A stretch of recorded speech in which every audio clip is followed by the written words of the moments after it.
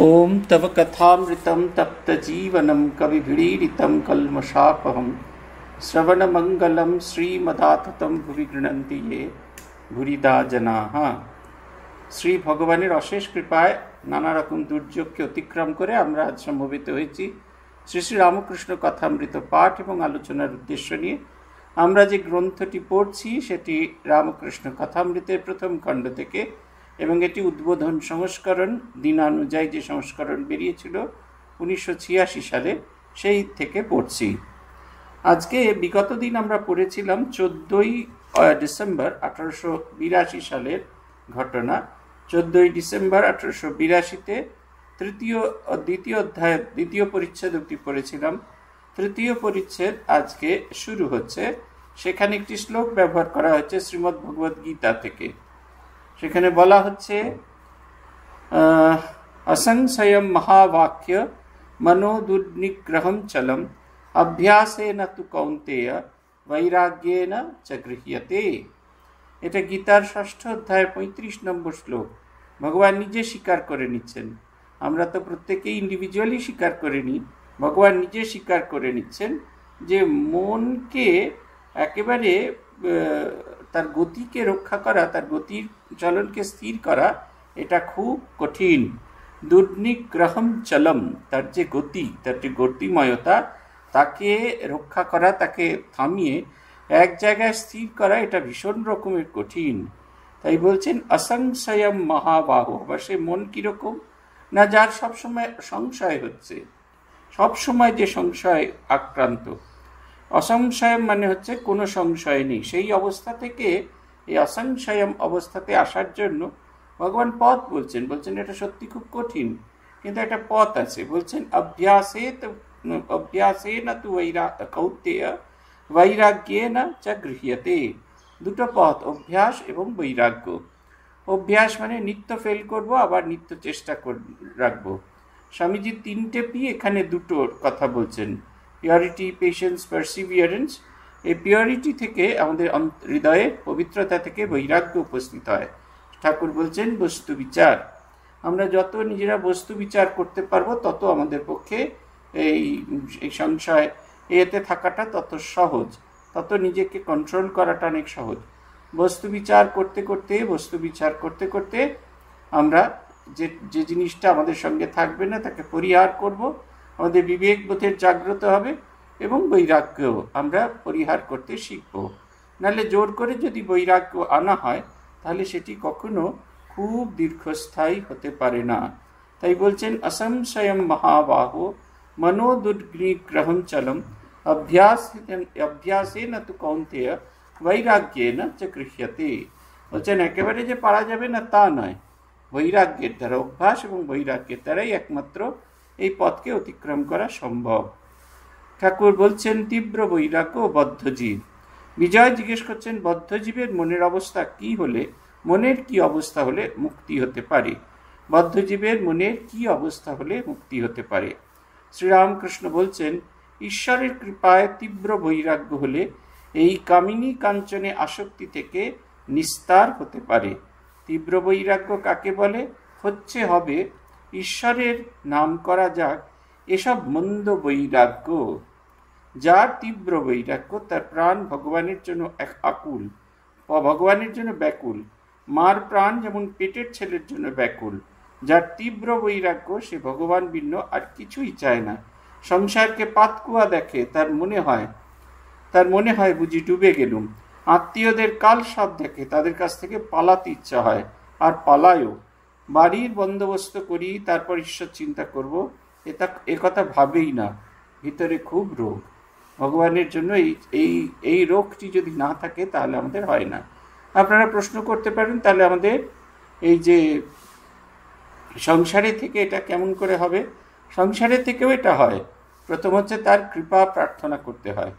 আমি ভগবানকে চাইছি, তোমাকে চাইছি, আর তোমার কৃপা হোক। তার কৃপা হলে আমাদের হৃদয়ে বৈরাগ্য হবে। এটা আমাদের বড়রা শেখাতেন। আমরা যখন ছোট ছিলাম ঠাকুরের কাছে যখনই যেতে বলতেন প্রার্থনা করো যে এই সংঘের সকলের বৈরাগ্য হোক এবং আমার হৃদয়ে তোমার প্রতি ভালোবাসা হোক এবং সংসার আসক্তি থেকে আমাদের বিরাগ তৈরি হোক। এমনকি সঙ্গের প্রতিও ভালোবাসা, এটা ঠাকুর যেহেতু সঙ্গ শরীর, এই সঙ্গের প্রতি ভালোবাসাটাও জাগানো হতো। যা কিছু আমাদের এই সঙ্গের প্রতি ভালোবাসার ক্ষেত্রে প্রতিবোধক, সেগুলিকে ত্যাগ করার কথা বলা হতো। তাই বলছেন, ঈশ্বরের কৃপায় তীব্র বৈরাগ্য হলে তবে কামিনী কাঞ্চনে আসক্তি থেকে নিস্তার হতে পারে। কামিনী কাঞ্চনে আসক্তি হলো এই বললাম, আর সঙ্গে সঙ্গে আসক্তি কমে গেল, তা আসক্তি চলে যাবে তা কিন্তু হয় না, চাইতে হয়। আমরা যতক্ষণ না চাইব ততক্ষণ এটা হয় না। এইবার তীব্র বৈরাগ্য কেমন বলছেন, হবে ঈশ্বরের নাম করা যাক, এসব মন্দ বৈরাগ্য। ঠিক আছে, আজকে না হয়নি, আজকে ছেড়ে দিই, ওরকমটি হলে হবে না। একটা রেগুলারিটি মেনটেন করতে হয়। আমাদের মনে আছে, ফিরে এসেছি নেতাজি ইন্ডোর স্টেডিয়াম থেকে, সমস্ত দিন আমরা সেখানে ব্যস্ত এই স্বামীজি শিকাগো সেন্টিনারির অনুষ্ঠানে। একেবারে সেই সকালবেলা 6:30 7টা নাগাদ লঞ্চে করে যাওয়া হচ্ছে, তারপরে সেখানে আউটসাইড থেকে পায়ে হেঁটে যাওয়া হচ্ছে নেতাজি ইন্ডোর স্টেডিয়াম। তারপরে সারাদিন সেখানে অনুষ্ঠান, দুপুরবেলা প্যাক লাঞ্চ খাওয়া, বা সন্ধেবেলা আবার হেঁটে আসা, আবার লঞ্চে করে ফিরে আসা। এত লোক আমরা একটা লঞ্চে উঠেছিলাম যে কোথাও এতটুকু, যারা মাঝখানে ছিল তাদের তীব্র শ্বাসকষ্ট হচ্ছিল, এত লোক আমরা উঠেছি। কিন্তু ফিরে এসে ছাড়ান চুরুন নেই। রাত্রিরে খাওয়া দাওয়া যেহেতু হয়েছে, তা বিমলাত্মানজি ঘুরে ঘুরে দেখতেন আমরা জব করতে বসেছি কিনা।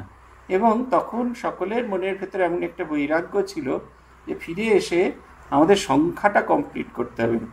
অনেককেই দেখেছি বারান্দায় ঘুরে ঘুরে দাঁড়িয়ে দাঁড়িয়ে হেঁটে হেঁটে জব করছেন, যাতে এই সারাদিনের ক্লান্তিতে তাদের ঘুম না আসে। এই হচ্ছে তীব্র বৈরাগ্যের ছবি। আমাদের একে দেখেছি, আমাদের পূজনীয় গীতানন্দজি মহারাজকে দেখেছি, শুনেছি তিনি একটি আশ্রমে গিয়েছেন, তার অধ্যক্ষ তাকে জিজ্ঞেস করছেন যে আপনার কি কোনো সমস্যা হচ্ছে? উনি বলছেন না, কোনো অসুবিধা হচ্ছে না, শুধু যথেষ্ট জব করার দরকার ছিল সেটা হচ্ছে না। এখন দুবেলা প্রণাম নিতে হচ্ছে, ভক্তদের সঙ্গে কথা বলতে হচ্ছে, নানা সময় নানা মানুষ আসছে, তাদের সঙ্গে দেখা করতে হচ্ছে, তাই তার নির্দিষ্ট যে জপের সময় সেটা তার হতো না। মহারাজজি যখন ভাইস প্রেসিডেন্ট হয়ে গেলেন, সকালে অনেকটা সময় দর্শন দিতেন, দীক্ষা দিতেন। মহারাজ সারা দুপুর জপ করতেন, পাছে ঘুম আসে, তাই হেঁটে হেঁটে জপ করতেন। আমি দেখেছি আমাদের তখন উদ্বোধন বাড়িটি সদ্য নেওয়া হয়েছে, এ পাশের বাড়িটি, শুধু জানলা দরজাগুলো খুলে দেওয়া হয়েছে, ভেতরটা তখনও মলিন। একটি রাবারের জুতো পরে মহারাজ মালা হাতে বুকে করে সমস্ত দুপুর 2টোর পর থেকে 4টে অবধি, যতক্ষণ না মায়ের ঘর খোলে ততক্ষণ জপ করছেন। কোথাও পাখা নেই, খালি গায়ে, শুধু কাপড়টা কোমরে পড়া, ধুতিটা পরে আছেন, আর খালি গায়ে তিনি জপ করছেন। বাঁ হাতে করে জপের মালাটা ধরে রেখেছেন, আর ডান হাতে এইরকম করে জপ করছেন। এইটা হচ্ছে তীব্র বৈরাগ্যের পরিচয়। যার তীব্র বৈরাগ্য, তার মন প্রাণ ভগবানের জন্য ব্যাকুল। মার প্রাণ যেমন ছোট পেটের ছেলের জন্য ব্যাকুল, যার তীব্র বৈরাগ্য সে ভগবান বিনা আর অন্য কোনো কিছুকে চায় না। সংসারকে পাতকুয়া দেখে, সংসারকে পাতকুয়ার মতো মনে হবে। পাতকুয়া কেন না, বদ্ধ হয়ে যাবে। পাতকুয়াতে পড়লে যেরকম তার বাইরে যেতে পারবে না, ঠিক সেই রকম হয়। পূজ্যপাদ আত্মস্থানন্দজি মহারাজ বলছেন প্রভু মহারাজের কথা। এর ঠিক 2 দিন বাদে প্রভু মহারাজের শরীর চলে গেছিল। আত্মস্থানন্দজি শুনলেন, তাকে ইন্টারকমে টেলিফোন করে বলা হলো প্রভু মহারাজ জোর করে গাড়িতে উঠতে চাইছেন। তার শারীরিক অবস্থা এত খারাপ, আপনারা অনেকেই দেখেছেন প্রেসিডেন্ট মাঝে কোয়ার্টারে ঢুকে একটা শ্রীরামকৃষ্ণদেবের ছবি, পুরনো প্রেসিডেন্ট মাঝে কোয়ার্টারে ঢুকলে দেখতেন একটা শ্রীরামকৃষ্ণদেবের ছবি আছে। আদতে ওই যে ছবিটা, ওর যেটা ঢাকা দিয়ে আছে, ওর পিছনে একটা দরজা আছে। প্রভু মহারাজ দিয়ে ওই দরজা দিয়ে প্রভু মহারাজ যাতায়াত করতেন। সেই দরজার কাছে এসে গেছেন এবং কিছুতেই সেবকরা খাট থেকে নেমে পড়েছেন। তার অদ্ভুত রকমের শরীরে অসুস্থতা, ক্যান্সার হয়েছে, শরীর আর 2 দিন বাদে চলে যাবে, কিন্তু তিনি ঠাকুর মন্দিরে যাবেন, কিছুতেই ছাড়ছেন না। তারপরে ইন্টারকম থেকে ফোন করা হয়েছে, তারা আত্মস্থানজিকে ডেকেছে। আত্মস্থানজি দ্রুত ছুটতে ছুটতে মিশন অফিস থেকে এসেছেন, পুরনো মিশন অফিস থেকে এসেছেন। এসে প্রভু মহারাজকে বলছেন আমি সেই চোখ দুটোর কথা মনে করি, সারা শরীরে চোখ দুটো ঠেলে আসছে। তিনি চেষ্টা করে যাচ্ছেন, তখনও একাকী, কোনো সেবক বলেছে যাব না, সব সেবকরা দূরে দাঁড়িয়ে আছে, কেউ মহারাজকে ধরে গাড়িতে তুলছেন না। আর সেই গাড়ি ডাকিয়ে তিনি সেই চেষ্টা করছেন। আত্মস্থানজি অনেক বোঝালেন যে মহারাজ আপনি না গেলেই ভালো, তখন তিনি হাত দুটো ধরে বলছেন, তুমি আমায় নিয়ে চলো। সেই ছোট্ট শরীরটিকে আত্মস্থানী কোলে করে তিনি তুলে নিলেন এবং তুলে আস্তে আস্তে খুব ধীরে সুস্থে গাড়িতে নিয়ে গিয়ে বসালেন। তারপরে হুইল চেয়ার তো ব্যবহার করবেন না, গাড়িতে নিয়ে যাওয়া হলো বেলুড় মঠে মন্দিরের কাছে। সেখানে আবার আত্মস্থানন্দজি কোলে করে মহারাজকে নিয়ে গেলেন এবং মন্দিরে ঠাকুরের কাঁচের সামনে দাঁড় করিয়ে দিলেন। তিনি দাঁড়িয়ে দাঁড়িয়ে দেওয়াল ধরে দাঁড়িয়ে দাঁড়িয়ে ঠাকুরকে দর্শন করছেন, প্রণাম করছেন। আত্মস্থানন্দজি আমাদের এই তীব্র বৈরাগ্যের কথা বলতে বলতে প্রভু মহারাজেরই শেষ দিনের কথা বলেন। বলছেন এটা এক্সট্রিম, প্রেসিডেন্টের এই যে ভালোবাসা এটা এক্সট্রিম, আমাদের হাতে এটা হবে না। কিন্তু এই যে এর ভেতরে যে ভগবানের প্রতি যে আকর্ষণ, এই আকর্ষণটুকু আমাদের হবে। তীব্র বৈরাগ্য কাকে বলে? একটা গল্প শুনুন। এক দেশে অনাপ বৃষ্টি হয়েছে, চাষিরা সব খানা কেটে দূর থেকে জল আনছে। একজন চাষার খুব রোগ আছে, সে একদিন প্রতিজ্ঞা করলে যতক্ষণ না জল আসে খানার সঙ্গে নদীর সঙ্গে এক হয় ততক্ষণ খানা করে যাবে। এদিকে স্নান করবার বেলা হলো, গৃহিণী মেয়ের হাতে তেল পাঠিয়ে দিল। মেয়ে বললে, বাবা বেলা হয়েছে, তেল মেখে নিয়ে ফেলো। সে বললে, তুই যা, আমার এখন কাজ আছে। বেলা 2 প্রহর 1টা হলো, তখনও চাষা মাঠে কাজ করছে, স্নান করার নামটি নেই। তার স্ত্রী তখন মাঠে এসে বললে, এখনো নাও নাই কেন? ভাত জুড়িয়ে গেল, তোমার যে সবই বাড়াবাড়ি, না হয় কাল করবে, কি খেয়ে দিয়ে করবে? গালাগালি দিয়ে চাষা কোদাল হাতে করে তাড়া করলো আর বললে, তোর আক্কেল্লি, বৃষ্টি হয় নাই, চাষবাস কিছুই হলো না, এবার ছেলেপুলে কি খাবে? না খেয়ে সব মারা যাবে। আমি প্রতিজ্ঞা করেছি মাঠে আর জল আনবো, তবে আজ নাওয়া খাওয়া কথা বলবো। স্ত্রী গতিক দেখে দৌড়ে পালিয়ে গেল। চাষা সমস্ত দিন হাড় ভাঙা পরিশ্রম করে সন্ধ্যার সময় খানার সঙ্গে নদীর যোগ করে দিল। তখন একেবারে একধারে বসে দেখতে লাগলো যে নদীর জল মাঠে কুলকুল করে ঢুকছে। তার মন তখন শান্ত আর আনন্দে পূর্ণ হলো। বাড়ি গিয়ে স্ত্রীকে ডেকে বলল, নে এখন তেল দে আর একটু তামাক সাজ। তারপর নিশ্চিন্ত হয়ে খেয়ে ভোঁস করে নিদ্রা যেতে লাগলো। এই রোগ তীব্র বৈরাগ্যের উপমা। এইটা হচ্ছে কথা যে আছে, মনরে কৃষি কাজ জানো না, এমন মানব জমিন রইল পতি, আবাদ করলে ফলতো সোনা, মনরে কৃষি কাজ জানো না। আমাদের এমন একটা উজ্জ্বল জীবন আছে সকলের, আপনাদের সকলের, আমাদের সকলের এমন একটা উজ্জ্বল জীবন আছে, ভগবানকে চাইবার ইচ্ছা প্রকাশ করেছি, অথচ আমাদের ভেতরে এই রোগটা ভীষণ রকমের কম। এই রোগটা ভীষণ রকমের কম থাকার জন্য আমাদের সমস্যা তৈরি হচ্ছে। আমরা কিছুতেই ভগবানকে চাইতে পারছি না, ভগবানের কাছে যেতে পারছি না। এটা হচ্ছে কথা। মনরে কৃষি কাজ জানো না, এমন মানব জমিন রইল পতি, আবাদ করলে ফলতো সোনা। এরকম মানব জমিন পতিত রয়ে গেল, আমরা আবাদ করতে পারলাম না। পূজ্যপাদ ভূতেশানন্দজি এই কথাটা বারবার বলতে একটা হারিটনেস তৈরি করা দরকার। এই যে কৃষক যে বলছে, খুব খুব সিগনিফিকেশন আছে কথার মধ্যে। তিনি বলছেন যে আগামী বছর কি খাবি, ছেলেপুলে নিয়ে না খেয়ে মারা যাবি। এই যে এখন থেকে যদি জীবনটাকে ঠিক মতো না তৈরি করি, তাহলে খালি হাতে, শূন্য হাতে চলে যেতে হবে। স্বামী ব্রহ্মানন্দজি ধর্ম প্রসঙ্গে স্বামী ব্রহ্মানন্দে এক জায়গায় আছে, সেখানে তিনি বলছেন যে এদেশের করি যেমন অন্য দেশে চলে না। আমরা ভারত থেকে যখন ইংল্যান্ডে বা আমেরিকায় যাত্রা করি তখন আর ইন্ডিয়ান কারেন্সি চলে না, তাই ওদেশে দিয়ে কাজ চালানোর জন্য ইন্ডিয়ান কারেন্সি ভাঙিয়ে এদেশ থেকে যে দেশ যাচ্ছি সে দেশের কারেন্সি কিনতে হয়। তারপরে সেখানে গেলে সেই কারেন্সি দিয়ে কাজ করার পরে আস্তে আস্তে আমরা আমাদের কারেন্সিগুলো ভাঙিয়ে নিতে পারি বা বদল করতে পারি। ঠিক সেই রকম বলছেন যে ভগবানের রাজত্বে যেতে গেলে সেখানে আর কোনো কারেন্সি চলে না, সেখানে একটাই কারেন্সি চলে, সেটা হচ্ছে জ্ঞান, ভক্তি, বিবেক, বৈরাগ্য। এই কারেন্সি যদি আমরা সঙ্গে করে নিয়ে না যাই তাহলে খালি হাতে আমাদের ঘুরে বেড়াতে হবে। আরেকজন চাষা আছে, এটা মন্দ বৈরাগ্যের গল্প। সেও মঠে জল আনছিল। তার স্ত্রী যখন গেল আর বললে, অনেক বেলা হয়েছে, এখন এসো, এত বাড়াবাড়িতে কাজ নাই। তখন সে বেশ উচ্চবাচ্য না করে কোদাল রেখে স্ত্রীকে বলল, তুই যখন বলছিস তো চল। সকলের হাস্য। সে চাষার আর মাঠে জল আনা হলো না। এটি মন্দ বৈরাগ্যের উপমা। খুব রোগ না হলে চাষার যেমন মাঠে জল আসে না, সেইরূপ মানুষেরও ঈশ্বর লাভ হয় না। এই রোগটা আমাদের চাই। যে কোনো জিনিস, যেমন ভালো রান্না করব, এ খুব রোগ চাই। চাল মগজ আনতে হবে, তাকে বাটতে হবে, কাজু বাদাম ভিজিয়ে রেখে সেটা বাটতে হবে, তাহলে গ্রেভিটা খুব ভালো হবে। এই যে আমাদের নানা রকমের সব আছে, এটা না হলে ওটা হবে না। ঠিক সেই রকম জীবনে প্রচুর জপ ধ্যান না করলে মন কিছুতেই ভগবতমুখী হবে না। ওই যে অভ্যাস কথাটার কথা ভগবান বারবার বলছেন, অভ্যাস, নিত্য অভ্যাস। নিত্য অভ্যাস করতে করতে এমন একটা ভাব আসবে যখন আমরা ভগবানের কথা আমাদের আলাদা করে চিন্তা করতে হবে না। এই একেবারে তখন আমাদের কীরকম হবে, পরবর্তী অধ্যায় ভগবান বলছেন 4th পরিচ্ছেদে, আপূর্যমানম অচল প্রতিষ্ঠম সমুদ্রমাপ প্রবিশন্তি যদ্বৎ তদ্বৎ কামায়ম প্রবিশন্তি সর্বে সশান্তিমাপ্নোতি ন কামকামী। এটা গীতার 2য় অধ্যায় সাংখ্যযোগের 70 নম্বর শ্লোক।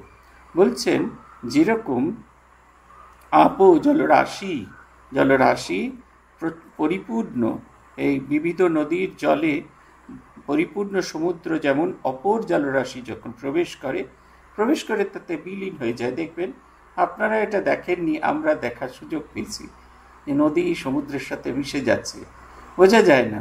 ভাটার সময় খুব করে বোঝা যায়, যখন নদী এই সমুদ্রের দিকে যায়, নদী যখন তার দিকে যায়। এই ভাটার সময় মোহনাতে দাঁড়ালে বোঝা যায় এই নদী মিশে যাচ্ছে সমুদ্রের সাথে। অথচ এই সমুদ্রে যখন মিশে যাচ্ছে তখন সমুদ্রের ভেতরে কিন্তু কোনো রকম হিল্লোল কল্লোল থাকে না। সমুদ্র যেমন শান্ত থাকে ঠিক সেরকম তার প্রশান্তি কোনো রকমভাবে বিক্ষুব্ধ হয় না, সামান্যতরমভাবে ক্ষুণ্ণ হয় না, স্ফীত হয় না।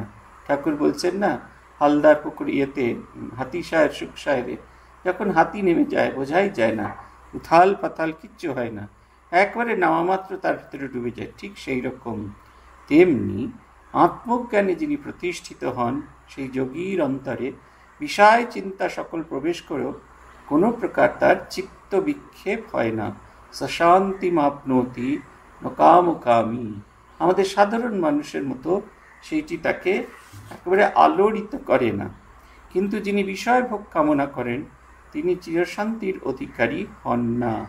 যিনি বিষয় ভোগ কামনা করেন না তিনি যখন ভগবত লাভ করে বিষয় চিন্তা করেন তার কখনো আত্মিক শান্তি কখনো বিক্ষুব্ধ হয় না। কিন্তু যিনি বিষয় কামনা করেন তার মনে সবসময় সেই বিষয় বাসনা এত তীব্র হয়ে কাজ করতে থাকে যে তিনি তাতেই আপ্লুত হয়ে যান। আমাদের পূজনীয় মহারাজদের দেখেছি, আমাদের অবাক লাগতো, প্রেসিডেন্ট ভাইস প্রেসিডেন্ট এই স্তরের মানুষ যারা মন্ত্র দীক্ষা দিচ্ছেন, যাদের উপস্থিতি মাত্র মনের ভেতরে একেবারে সম্পূর্ণ মন্ত্র তাদের মনের ভেতরে শান্তি প্রদান করছেন, তারা কি করে এইসব জটিল বিষয়গুলো নিয়ে চর্চা করেন। আমরা দেখেছি তাদেরকে অনেকের সঙ্গে কাজ করার সৌভাগ্য হয়েছে। তারা কাজ যখন কুটি করতেন তখন তার মধ্যে ডুবে যেতেন, কিন্তু বেরিয়ে গেলে যেন কোনো কিছুই নেই। দেখেছি আত্মরামানন্দজি এবং এদেরকে মিটিংয়ে একবারে ফাটাফাটি করছেন। যখন হেডকোয়ার্টার্সে মিটিং হতো শুনতাম ফাটাফাটি হচ্ছে। আবার যেই হয়ে গেল ব্যাস মিটিং থেকে বেরিয়ে এলেন, আবার দুজনে মিলে স্মরণানন্দজি আত্মরামানন্দজি বসে আবার কফি খাচ্ছেন। একেবারে কোনো রকম বোঝারই উপায় নেই যে কীরকম হচ্ছে। স্মরণানন্দজি আমাদের খুব বলতেন সানডে কথাটার অর্থ হচ্ছে তাহলে ঝগড়া করা। বলছে কখনো ঝগড়া করবে না, বলছেন মতান্তর হবে কিন্তু মনান্তর হবে না। কি করে এই মনান্তর হতো না, তার কারণ হচ্ছে কারুর মন যদি ঈশ্বরের দিকে চলে যায়, কেউ যদি মনে করে এই সংসারটা ঈশ্বরের সংসার, তাহলে তার কখনো তার এতটুকু মনের ভেতরে কোনো রকম কিছু সমস্যা হবে না। তাই বলছেন এই কথা। এই কামিনী কাঞ্চনের দাসত্ব এই প্রসঙ্গে শ্রীরামকৃষ্ণ বিজয় কৃষ্ণ গোস্বামীকে বলছেন, আগে অত আসতে এখন আসো না কেন? বিজয় বলছে, এখন আসবার খুব ইচ্ছা, কিন্তু আমি স্বাধীন নই, ব্রাহ্ম সমাজের কাজ স্বীকার করেছি। শ্রীরামকৃষ্ণ বলছেন, কামিনী কাঞ্চনই জীবকে বদ্ধ করে, জীবের স্বাধীনতা যায়। কামিনী থেকেই কাঞ্চনের দরকার হয়, তার জন্য পরের দাসত্ব, স্বাধীনতা চলে যায়। তোমার মনের মতো কাজ করতে পারছো না। জয়পুরের গোবিন্দজির পূজারীরা প্রথম বিবাহ করে নাই, তখন খুব তেজস্বী ছিল। রাজা একবার ডেকে পাঠিয়েছিলেন, তারা আর যায় নাই, বলেছিল রাজাকে আসতে বলো। তারপর রাজা ও 5 জনে তাদের বিয়ে দিয়ে দিলেন। তখন রাজার সঙ্গে দেখা করার জন্য আর কাউকেও ডাকতেল না, নিজে নিজে গিয়েই উপস্থিত। মহারাজ, আশীর্বাদ করতে এসেছি, এই নির্মাল্য এনেছি, ধারণ করুন। কাজে কাজেই আসতে হয়, আজ ঘর তুলতে হবে, আজ ছেলের অন্নপ্রাশন, আজ হাতে করি, এই সব। এটা হচ্ছে কথা। আমরা যখনই দাসত্ব স্বীকার করি সেই অনুযায়ী আমাদের চলতে হয়। আগেকার দিনে, এখন যেমন ব্রাহ্ম সমাজের অবস্থা খুব খারাপ, তথাপি রবিবার দিন উপাসনা হয়। তখন একবারে রিলিজিয়াসলি রবিবার এবং ছুটির দিন হতো, এবং মাঘ মাসের রেগুলার নিত্য ওদের মাঘোৎসব চলাকালীন নৃত্য হতো। যদি সমাজ বাড়িতেও না হতো, বিভিন্ন ব্রাহ্ম সমাজীদের বাড়িতে, যারা ব্রাহ্ম তাদের বাড়িতে সব হতো। এইসব জিনিস ছিল তখনকার দিনে। ফলে যিনি পুরোহিত, যিনি প্রেস্ট, তার তো ছাড় নেই, বিভিন্ন জায়গায় গিয়ে তাকে করতে হতো, এই ব্রাহ্ম সমাজের উপাসনা পরিচালনা করতে হতো। তিনি আচার্য, তিনি উপাসনা পরিচালনা করতেন। আর যিনি এর জন্য মাইনে পান, তার তো আর ছাড় নেই, তাকে করতেই হবে। ঝড় জল বৃষ্টি তুফান যাই হোক না কেন, তাকে করতেই হবে। তাই বলছেন যে এই যে কামিনী কাঞ্চন জীবকে বদ্ধ করে, কোনো বিষয়ের জন্য আসক্তি, এটি আমাদের জীবকে বদ্ধ করে। এটি হচ্ছে মূল বাসনা বীজ। এই বাসনা বীজটি যদি আমাদের ভেতর না থাকে তাহলে খুব ভালো হতো, কিন্তু বাসনা বীজ আমাদেরকে বদ্ধ করে, আমাদের ভেতরে যে স্বাধীনতা সেটিকে হরণ করে নেয়।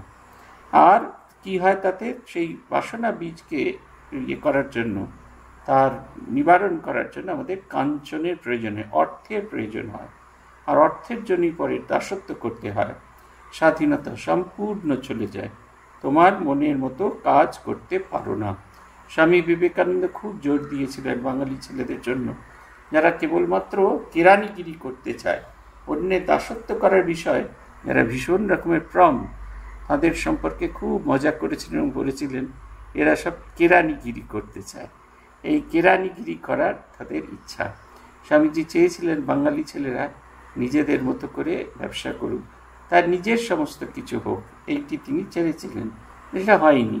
জয়পুরে গোবিন্দজির মন্দিরের কথা, যতদিন তারা ব্রহ্মচারী ছিলেন ততদিন তারা খুব তেজিয়ান ছিল, কিন্তু তারা যখন ব্রহ্মচারী খণ্ডন করা হলো তখন তাদের সেই তেজ চলে গেল। তখন নিজের ইচ্ছায় তারা রাজার কাছে যেতেন, রাজাকে আহ্বান জানাতেন, রাজা যেন বিভিন্ন জায়গায় যান। 1200 ন্যাড়া 1300 নেড়ি, তার সাক্ষী উদম সারি, এই গল্প তো সবাই জানে। নিত্যানন্দ গোস্বামী বংশের ছেলে বীরভদ্র 1300 ন্যাড়া শিষ্য ছিল। তারা যখন সিদ্ধ হয়ে গেল তখন বীরভদ্রের ভয় হলো। তিনি ভাবতে লাগলেন এরা সিদ্ধ হলো, লোককে যা বলবে তাই ফলবে, যেদিক দিয়ে যাবে সেদিকেই ভয়, কেননা লোকে না জেনে যদি অপরাধ করে তাদের অনিষ্ট হয়। এই ভেবে বীরভদ্র তাদের বললেন, তোমরা গঙ্গায় গিয়ে সন্ধান্বিক করে এসো। ন্যাড়াদের এত তেজ, ধ্যান করতে করতে সমাধি হলো, কখন জোয়ার মাথার উপর দিয়ে চলে গেছে হুঁশ নাই, আবার ভাটা পড়েছে তবু ধ্যান ভাঙে না। 1300-র মধ্যে 100 বুঝেছিল বীরভদ্র কি বলবেন, গুরুর বাক্য লঙ্ঘন করতে নেই, তাই তারা সরে পড়ল আর বীরভদ্রের সঙ্গে দেখা করল না। বাকি 1200 দেখা করলে বীরভদ্র বললেন, এই 1300 নেড়ি তোমাদের সেবা করবে, তোমরা এদের বিয়ে করো। ওরা বললে, যে আজ্ঞা, কিন্তু আমাদের মধ্যে 100 জন কোথায় চলে গেছে। তাই 1200 এখন প্রত্যেককে সেবাদেশীর সঙ্গে থাকতে লাগলো। তখন আর সে তেজ নেই, সে তপস্যার বল নেই, মেয়ে মানুষের সঙ্গে থাকতে আর সে বল রইল না, কেননা সে সঙ্গে স্বাধীনতার লোপ হয়ে যায়। বিজয়ের প্রতি তোমরা নিজে নিজেই তো দেখছো, পরের কর্ম স্বীকার করে কি হয়ে রয়েছ। আর দেখো, অত পাশ করা, কত ইংরেজি পড়া পণ্ডিত মনিবের চাকরি স্বীকার করে, তাদের বুট জুতার গোঁজা দুবেলা খায়, এর কারণ কেবল কামিনী। বিয়ে করে নদের হাট বসিয়ে হাট তোলবার জো নাই, তাই এত অপমান বোধ, এত দাসত্বের যন্ত্রণা। এইটি কষ্ট। যত আমরা বন্ধনে পড়তে থাকবো, যত আমাদের বন্ধন যুক্ত হতে থাকবো, আমরা কিছুতেই তার থেকে বেরিয়ে আসতে পারবো না। যদি একবার এরূপ তীব্র বৈরাগ্য হয়ে ঈশ্বর লাভ হয়, তাহলে আর মেয়ে মানুষে আসক্তি থাকে না। শ্রীরামকৃষ্ণ জীবনে শ্রীরামকৃষ্ণ নিজে এটি দেখিয়ে দিয়ে গেছেন। ঠাকুরের সত্যি সত্যি ব্রহ্মচর্য ছিল কিনা এটি পরখ করবার জন্য একদল বাই, 17 জন বাই, হীরাবাই এদেরকে নিযুক্ত করেছিলেন মথুরানাথ। শ্রীরামকৃষ্ণ সেদিনকে মথুরানাথ সেদিনকে শ্রীরামকৃষ্ণকে সঙ্গে নিয়ে বেড়াতে বেরিয়েছিলেন আউটরুম ঘাটে। তার সেই ফিটন গাড়িতে করে ঘুরিয়ে ঘুরিয়ে অবশেষে বউবাজার এনে সেই বাইদের ঘরে ঢুকিয়ে দিয়েছিলেন। বাইকে আগে থেকেই সাবধান করেছেন মথুরানাথ, এ লোক সাধারণ মানুষ নয়, খুব সাবধানে এর সঙ্গে কাজকর্ম করবে। কিন্তু বাই এত কনফিডেন্ট ছিলেন, তিনি বলেছেন ওরকম কত মানুষ দেখেছি। কিন্তু শ্রীরামকৃষ্ণ যখন সেই ঘরের ভেতর গেলেন, সেই আলো অন্ধকার ঘরের ভেতরে সব বাইদের দেখে তার জগন্মাতার এক একটি রূপ বলে মনে হলো। তিনি গভীর ভাব সমাধিতে মগ্ন হয়ে গেলেন। তিনি কিছুতেই এর বাইরে বেরিয়ে আসতে পারছিলেন না। আর বাইরা তাকে দেখে তাদের লজ্জা চলে গেল। শ্রীরামকৃষ্ণকে দেখে তাদের অন্তরের বাৎসল্য রস বিগলিত হতে থাকলো। শ্রীরামকৃষ্ণ কাঁদছেন, গাইছেন, একে একে তার শরীর থেকে একটি একটি করে কাপড় ঝরে পড়ছেন, সম্পূর্ণ নগ্ন, কিন্তু তাকে দেখে কেউ লজ্জিত হচ্ছেন না। গভীর ভাব সমাধিতে তিনি মেজে পড়ে গেছেন। বাইরা বুঝতে পারছেন না কি করে সেবা করবেন। যে বেনারসি শাড়ি পরে এসেছিলেন শ্রীরামকৃষ্ণের মন ভোলানোর জন্য, সেই বেনারসি শাড়ির আঁচল দিয়ে শ্রীরামকৃষ্ণকে হাওয়া করছেন। কেউ জলের ছিটা মুখে দিচ্ছেন, কেউ কাঁদছেন, আবার কেউ মুখ ঢেকে নিয়েছেন লজ্জায়। এই পবিত্র মুখ তাদের এই পাপ দৃষ্টি দিয়ে যেন দেখতে না হয়। তাই বলছেন, এই তীব্র বৈরাগ্য থাকলে ঈশ্বর লাভ হয়, তাহলে আর মেয়ে মানুষের আসক্তির প্রতি থাকবে না। ঘরে থাকলেও মেয়ে মানুষের আসক্তি থাকে না, তাদের ভয় থাকে না। যদি একটা চুম্বক পাথর খুব বড় হয় আর একটি সামান্য হয়, তাহলে লোহাটাকে কোনটা টেনে নেবে? বড়টাই টেনে নেবে। ঈশ্বর বড় চুম্বক পাথর, তার কাছে কামিনী ছোট চুম্বক পাথর। কামিনী কি করবে? একজন ভক্ত মহাশয়, মেয়ে মানুষকে কি ঘৃণা করব? শ্রীরামকৃষ্ণ বলছেন, যিনি ঈশ্বর লাভ করেছেন তিনি কামিনীকে আর অন্য চোখে দেখেন না যে ভয় হবে। তিনি ঠিক দেখেন মেয়েরা মা ব্রহ্মময়ীর অংশ, আর মা বলে তাই সকলকে পূজা করেন। বিজয়ের প্রতি তুমি মাঝে মাঝে আসবে, তোমাকে দেখতে বড় ইচ্ছা করে। এই দেখুন কি সুন্দর পথটি বলে দিয়েছেন, যে প্রত্যেকের ভেতরে জগন্মাতা বিরাজ করছেন, এবং এই জগন্মাতা জ্ঞান যত তীব্র হবে আমাদের, তত আমাদের ভেতরে তাদের প্রতি অন্য দৃষ্টি আসাটা চলে যাবে। আমরা যখন প্রথম সাধু হতে আসি, বেলঘরিয়া স্টুডেন্টস আমি এটাই আমাদের ফার্স্ট লেসন ছিল, যে যত মহিলা আসবেন সকলকে মা বলে সম্বোধন করা। ওখানে কত মা ছিলেন, বড় মা, ছোট মা, সেজ মা, নানা রকমের মা ছিলেন। মানে যার মা এসেছেন আর তার কন্যা তিনি হলেন ছোট মা, মা হচ্ছেন বড় মা আর তার মা হচ্ছে ছোট মা। একজন ছিলেন সোনা মা, সোনা দাস তার নাম, তাকে আমরা সোনা মা বলে ডাকতাম। তার বড় কন্যা বড় মা, তার ছোট কন্যা ছোট মা, এরকম অনেক মা ছিলেন। কিন্তু সকলের প্রতি মা এই বলতে বলতে বলতে বলতে আমরা যখন মা বলতাম, তাদেরও আমাদের প্রতি সেই সন্তান সুলভ ভালোবাসা থাকতো। কেউ কেউ হয়তো আমাদেরই বয়সী ছিলেন, কিন্তু তাকে মা বলে সম্বোধন করায় তারা এইটি করতেন। আমাদের কাশীপুর উদ্যানবাটিতে 1 জানুয়ারি, এটা 1999 সালের ঘটনা। আমরা 1 জানুয়ারি 1999 সালে ডিউটি করছি, মায়ের ঘরেতে আমার ডিউটি পড়েছে। একজন মা অনেকক্ষণ ধরে দাঁড়িয়ে আছেন, তিনি না গেলে মায়ের ঘরের জানলাটা বন্ধ করা যাচ্ছে না। আমি তাই তাকে আস্তে আস্তে বলছি, মা এগিয়ে চলুন, এগিয়ে চলুন। তিনি আমার কাছে এসে বললেন, আপনি কি আমায় মা বলছেন? বললাম, হ্যাঁ মা, আপনাকেই মা বলছেন। বলছে, আমি মা? ডিসগাস্টিং। এটা হচ্ছে কথা, অনেকে আমরা অ্যাকসেপ্ট করতে পারিনি, কিন্তু এটা খুব খুব পবিত্র একটা সম্পর্ক। পবিত্র সম্পর্কের বন্ধনে আমরা বাধা পড়ি।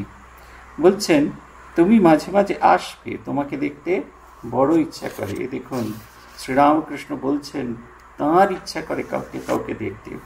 এটা কিন্তু আমাদের জন্য খুব প্রযুক্ত। ঠাকুরের আমাদের দেখতে খুব ইচ্ছা করে। আমরা ঠাকুরের কাছে যেতে চাই না, তার খুব ভালো লাগে। আমরা তার কাছে গেলে তার খুব আনন্দ হয়। রঙ্গনাথানন্দজি আমাদের বলতেন না, যে মন্দিরে গেলে তোমাদের কিছু লাভ হবে না এটা জেনো, কিন্তু তুমি যদি মন্দিরে যাও ঠাকুরের খুব আনন্দ হবে, ঠাকুরের খুব ভালো হবে। এই যে দৃষ্টিভঙ্গিটার একটা আমূল পরিবর্তনের কথা বলছেন শ্রীরামকৃষ্ণ।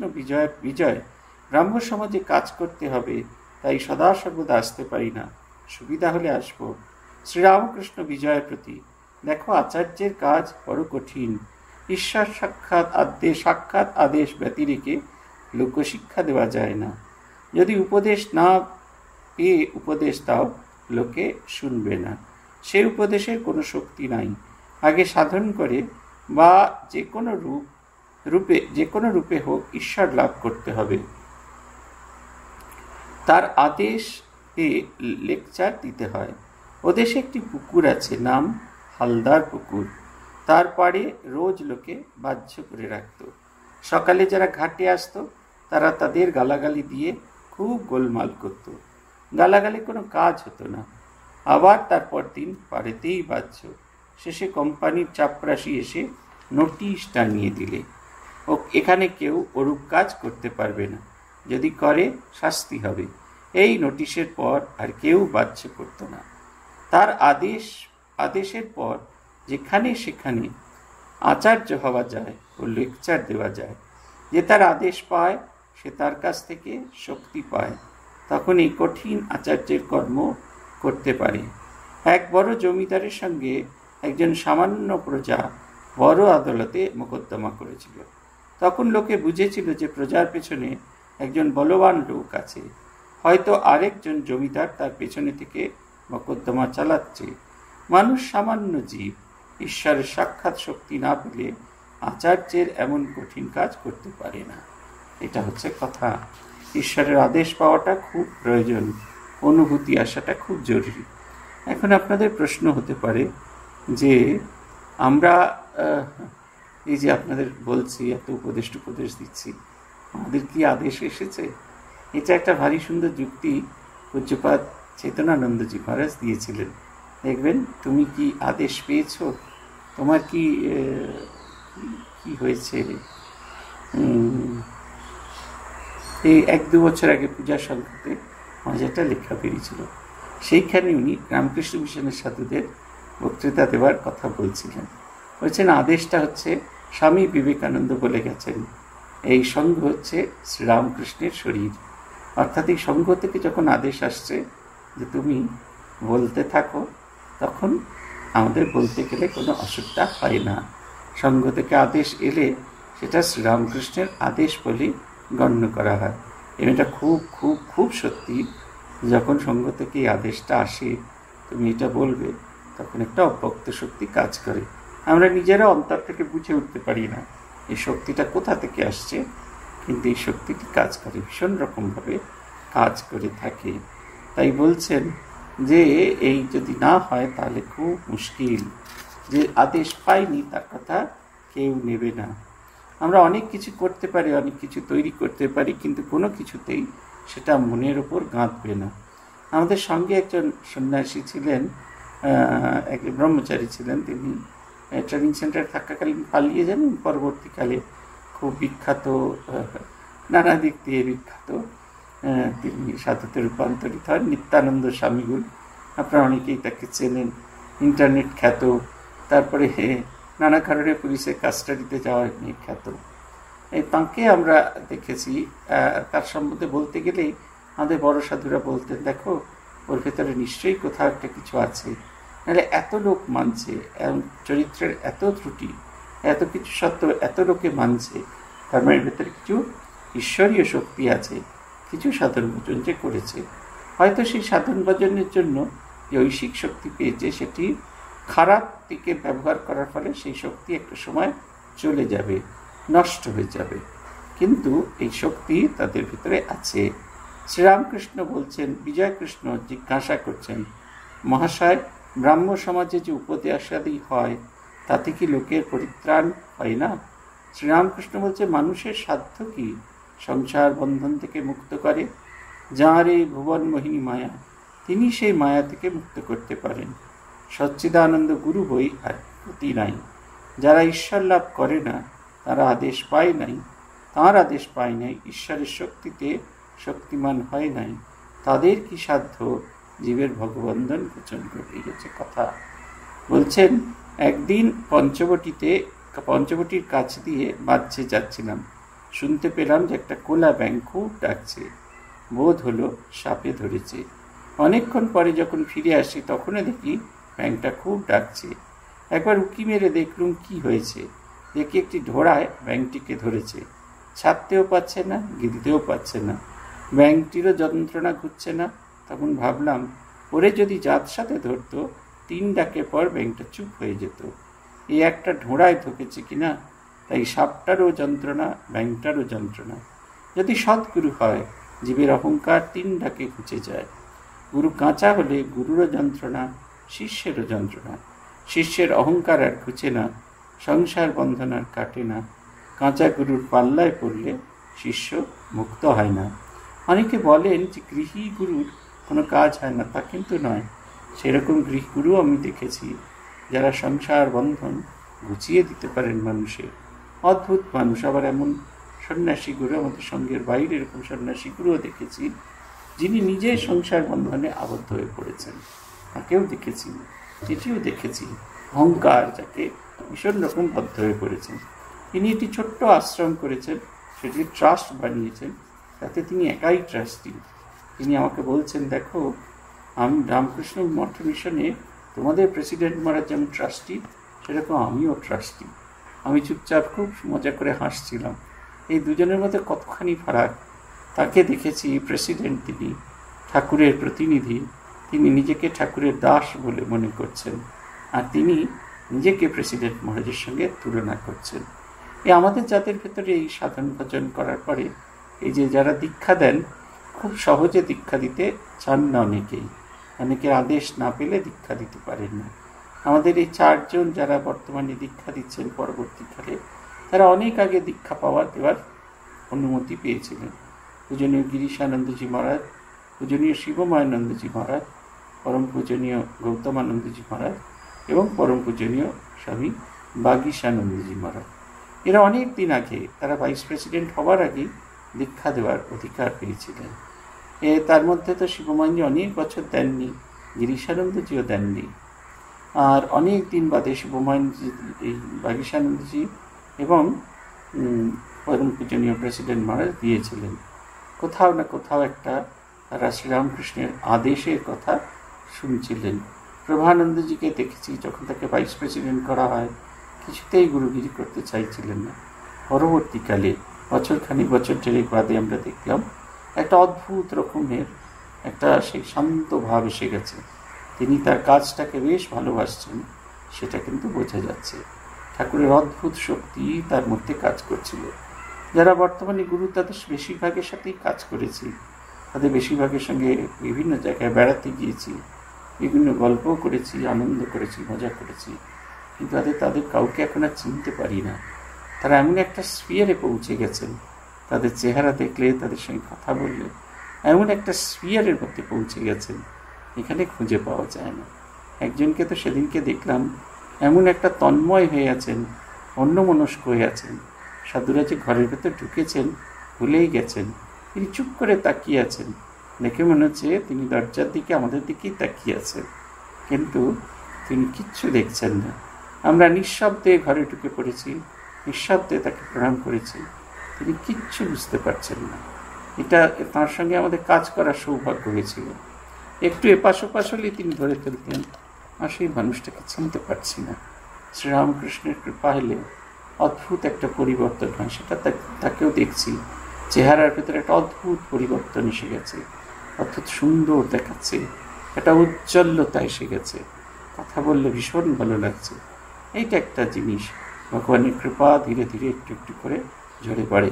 পূজনীয় আত্মস্থানন্দজিকে একবার কথা প্রসঙ্গে আমি জিজ্ঞেস করেছিলাম, আপনি আর আগের মতো নেই। উনি বললেন, কেন এরকম কথা বলছিস? আমি বললাম, আপনি আর আগের মতো আমাদের বকাঝকা করেন না। মিষ্টি হেসে পড়লেন, ভাইস প্রেসিডেন্ট পোস্টটা হচ্ছে ঠাকুরের সঙ্গে টিউনড হয়ে থাকা। আমি টিউনড হইনি, আমি টিউনিং করে চলেছি। আমার সৌভাগ্য হয়েছিল সেই টিউন ছবিটা দেখা, কেমন টিউনিং হয়।